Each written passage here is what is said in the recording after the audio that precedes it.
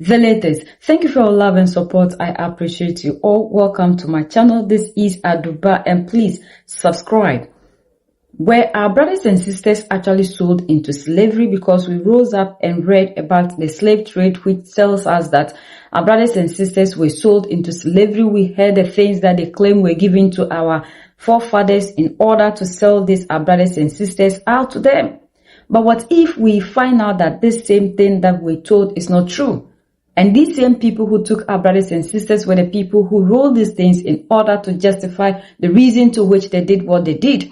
Africans sold their own into slavery. I hate this comment so much and get it so often, so let's talk about why that statement is both heinous and disingenuous. First, if you read, you'd know that African systems of servitude were fundamentally different from what Europeans created. In many African societies at the time, enslavement was temporary, often results of war, debt, or crime, and people could marry, own property, and even regain freedom. That is nothing like the racialized, hereditary, and dehumanizing system of chattel slavery that Europeans built, a system where black people were treated as livestock, bred for labor, and tortured into submission. And even if Africans were involved in the trade, ask yourself, if someone sold you a person, what would you do? Would you chain them, beat them, rape them, force them to give birth to children you'd also enslave? Because that's what European enslavers did. Not just once, but systematically, by law and for profit. If it were me, I wouldn't buy them or I'd free them. I'd refuse to participate in the destruction of a human soul. But European colonizers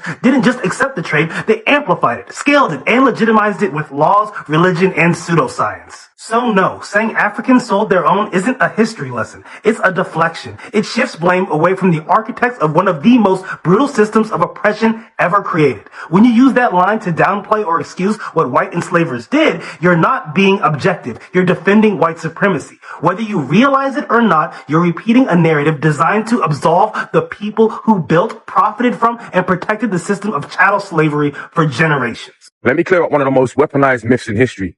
You've all heard the line, Africans sold, Europeans weren't worse. But that argument collapses the moment you stop applying modern racial categories to a pre-colonial world that didn't think in racial terms. It's important to remember that Africa wasn't a monolith. It was a continent of individual nations, kingdoms, empires, and ethnic groups.